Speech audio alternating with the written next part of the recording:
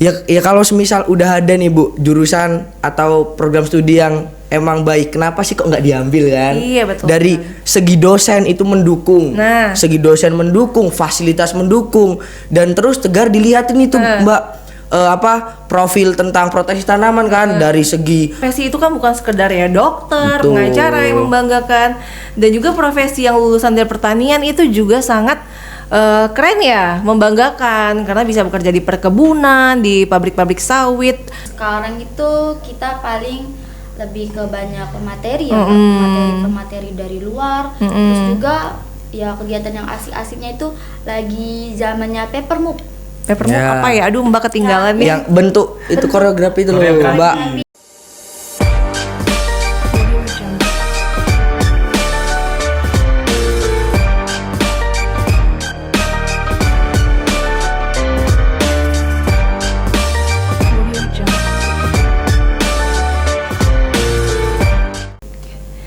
Assalamualaikum warahmatullahi wabarakatuh. Sobat Karantina, bertemu lagi di Kita Podcast. Podcastnya Karantina Pertanian Palembang. Media berbagi informasi dan silaturahmi dari karantina hewan, ikan, dan tumbuhan Sumatera Selatan.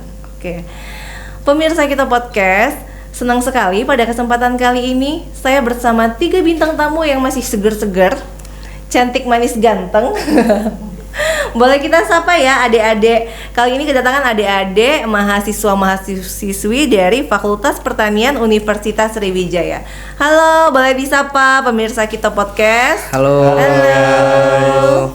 Daripada Mbak salah nyebutin namanya, boleh disebutin satu-satu namanya siapa?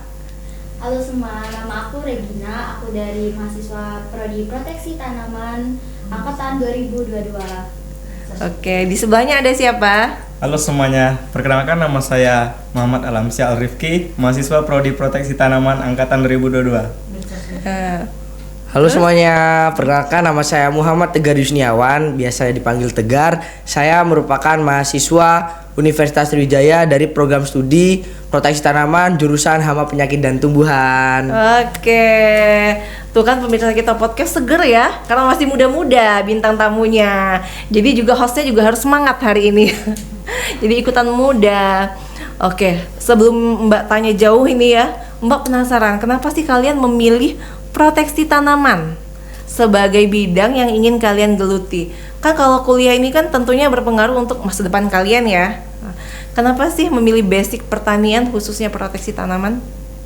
Kalau dari aku sendiri itu Mbak, awalnya dari ayah. Yeah. Ayah itu memang kerjanya sudah termasuk di proteksi tanaman, Yeah. salah satu PT lah ya. Jadi diarahin kuliah nanti ambil jurusan ini aja. Terus mulailah kan searching di Unsri ternyata. Yeah. Kebetulan juga salah satu yang buat aku tertarik banget itu kami itu bukan kami sih, kayak lulusan proteksi tanaman itu selalu lulus lebih cepat. Ya. Dan mungkin habis lulus langsung dapat tawaran kerja ya, banyak lapangan pekerjaan ya. Kayak mungkin kan kalau yang lain tuh gimana, ada yang 4 tahun atau berapa, kita itu paling cepat udah 3,2 tahun Udah bisa lulus. dan bisa juga mungkin langsung melamar kerja gitu. Iya, karena gini ya, orang kan jarang nih ngelirik pertanian. Jadi kan mungkin kesempatan lapangan pekerjaan lebih banyak yang tersedia. Sementara kalau hukum, ekonomi udah biasa ya, udah banyak. Oke, sekarang ini Kalam nih ditanya kenapa pilih pertanian? Jadi di sini orang tua saya juga termasuk ke bidang pertanian, Iya. Kak. Nah, jadi pas ada tes itu kan disuruh katanya ngambil bagian pertanian aja, jurusan proteksi tanaman. Jadi saya itu langsung lihat profil-profil proteksi tanaman itu kan di Instagram, di YouTube. Nah, kayaknya asik nih. Ternyata Sumatera Selatan ini punya Universitas Sriwijaya gitu ya, yang punya Fakultas Pertanian yang akreditasinya tadi udah ASIIN, udah termasuk di internasional. Oh, oke, luar biasa. Kita kasih tepuk tangan dulu. Ini yang terakhir Tegar Mbak tanya, kenapa memilih proteksi tanaman? Baik, jadi begini Bu, kenapa sih kok Tegar Nggak usah memilih? panggil ibu, panggil mbak aja. Oh, oke Mbak. Ya, Jadi, Makin dekat. ya, jadi begini Mbak. berasa tua kalau dipanggil Iya, ibu. alasan Tegar kenapa sih kok mengambil proteksi tanaman? Karena jadi di desa Tegar itu ada 2 alumni dari proteksi tanaman Bu. Iya. Di Dan desa Tegar, mana, iya di desa Bumiarjo, Kecamatan Lempuing, Kabupaten Ogan Komering Ilir Bu. Oh, Oki. Oki ya di Oki Bu. Jadi 2 lulusan proteksi tanaman ini Bu, menurut Tegar itu nih memiliki mutu yang sangat berkualitas lah Bu. Jadi dia nih mau berbagi ilmu. Jadi Tegar tanya-tanya kan Mbak, kakak dulu kuliah di mana? Di sini Dek, di proteksi tanaman. Oh jadi lulusnya berapa tahun? Ini 3,5 tahun udah bisa lulus gitu kan. Terus ya kalau semisal udah ada nih Bu jurusan atau program studi yang emang baik, kenapa sih kok nggak diambil kan? Iya, betul Dari segi dosen itu mendukung, Nah. segi dosen mendukung, fasilitas mendukung, dan terus Tegar dilihatin itu Mbak profil tentang proteksi tanaman kan, dari segi halamannya yang luas, fasilitas mendukung, fasilitas olahraga, semuanya bisa lah ditampilkan di program studi proteksi tanaman Ibu. Oke. Nah, jadi itulah Tegar yakin bahwa dengan pertanian itu juga semua orang bisa sukses kok, nggak harus jadi yang lain-lain gitu. Jadi kan profesi itu kan bukan sekedar ya dokter, Betul. pengacara yang membanggakan, dan juga profesi yang lulusan dari pertanian itu juga sangat keren ya, membanggakan karena bisa bekerja di perkebunan, di pabrik-pabrik sawit, di karantina juga bisa. Oke nih, adik-adik berarti sekarang udah semester berapa? 3. Semester 3. Kalau misalnya 3,5 tahun udah bisa lulus tuh kan berarti bukan dari mahasiswanya aja ya yang bagus. Berarti dosen-dosennya juga bagus ya? Betul, sangat mendukung. Betul sekali.